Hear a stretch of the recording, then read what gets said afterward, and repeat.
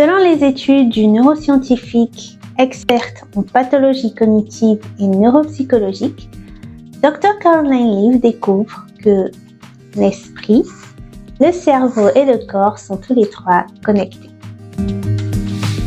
L'esprit, qui est normalement invisible, devient visible grâce à la magnétoencéphalographie. On peut voir son activité sur le cerveau, ce qui prouve que nous sommes bien vivants. L'esprit nous permet de réfléchir, de visualiser, d'entendre et de sentir en envoyant un message à notre cerveau pour créer une pensée. Ça peut être une pensée positive ou négative. Et tout cela pour dire que chaque expérience de notre vie crée une pensée. Et c'est à ce moment-là que nous parlons de l'inconscience, de la conscience et de la subconscience. Dr. Caroline rajoute que si une mort cérébrale survient, eh bien vous êtes d'accord que l'esprit s'en va.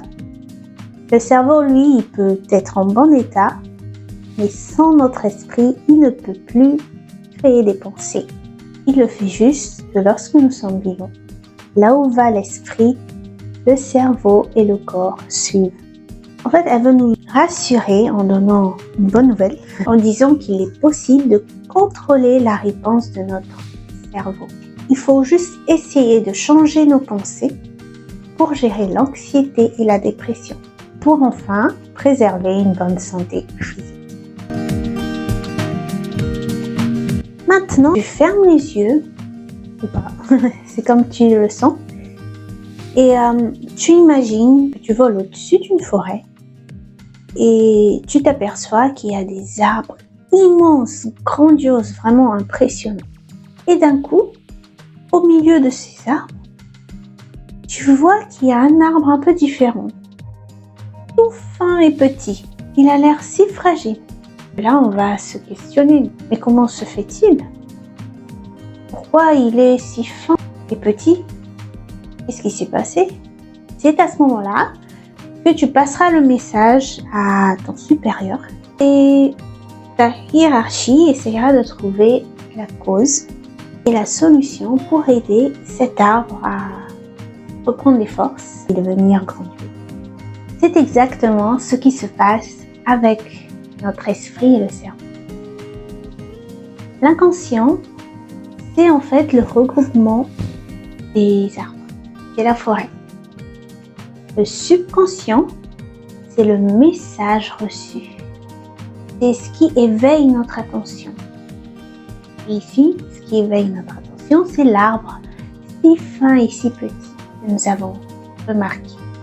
À la fin, nous avons la conscience et c'est le cerveau activé.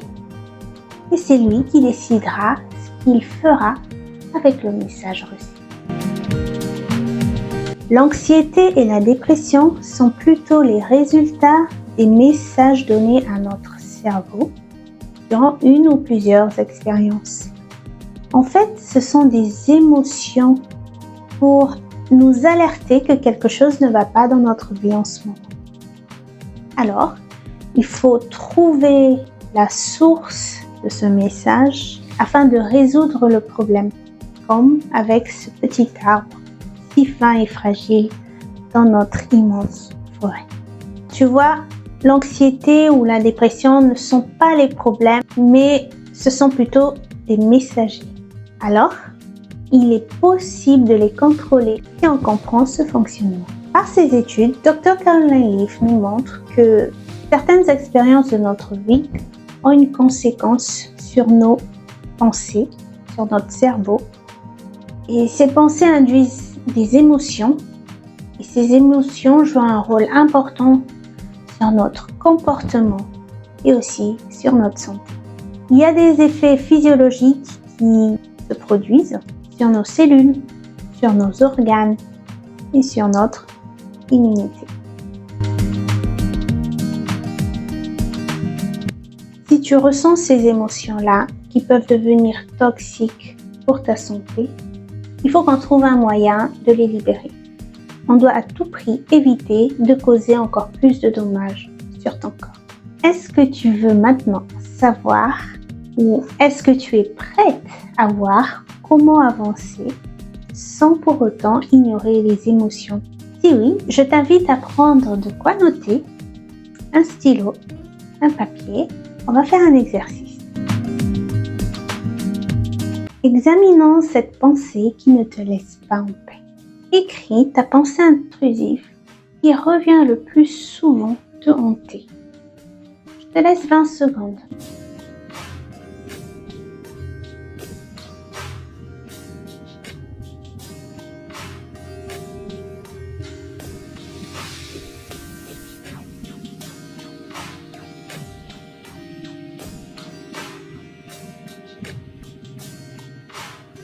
Quelles sont les émotions que tu ressens aujourd'hui liées à cette pensée?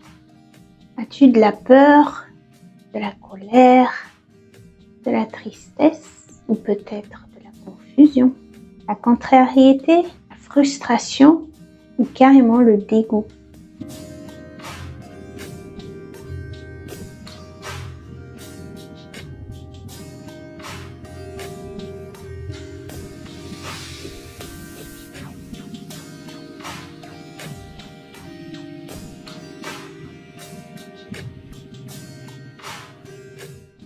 Comment tu réagis vis-à-vis cette pensée? Comment tu te comportes avec les autres quand la pensée arrive? Qu'est-ce que tu dis à ton entourage?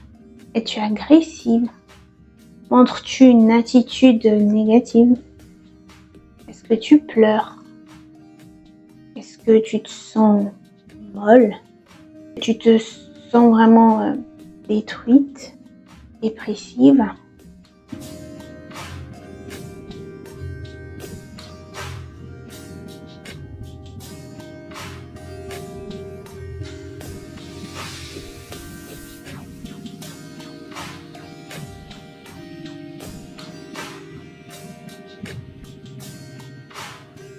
Et au niveau psychologique, de quoi souffres-tu aujourd'hui? Quels sont les symptômes?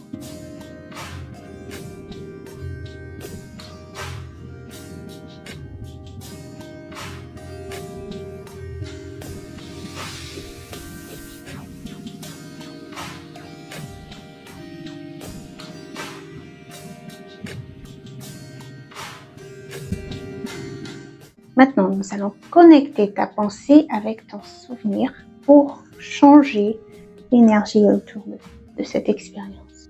Alors, écris d'où vient cette expérience? Quelle est l'origine de cette pensée?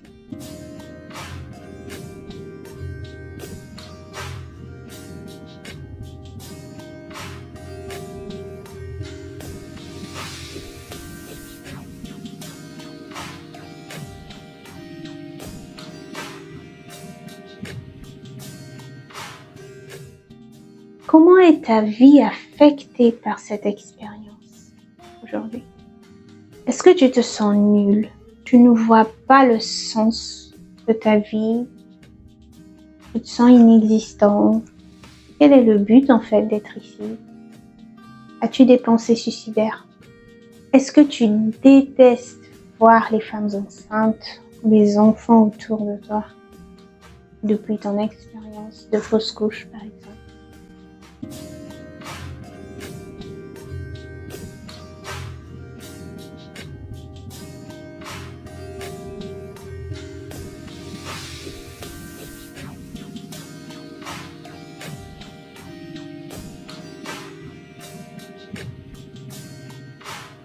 Comment te sentais-tu au moment de cette expérience?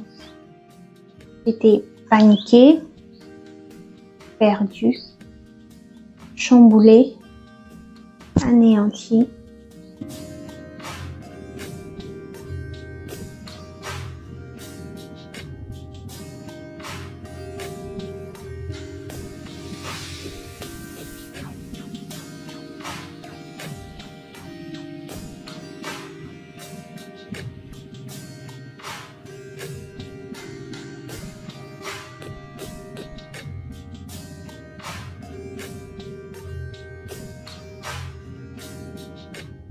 Maintenant, je veux que tu réfléchisses vraiment.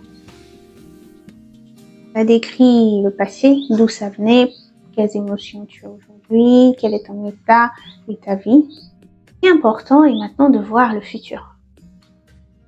Comment te projettes-tu avec tous ces événements dans le futur proche?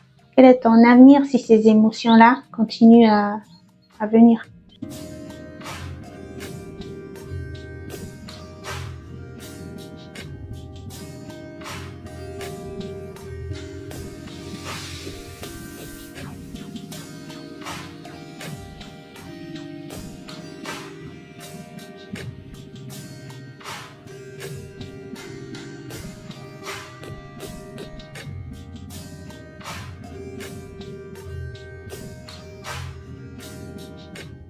Et le dernier point pour finir, que peux-tu faire maintenant pour changer cet état-là, pour changer cette voie?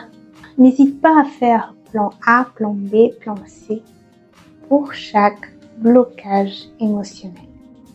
On se voit dans une autre vidéo. N'hésite pas à me tenir au courant. Merci pour ton temps et ta confiance.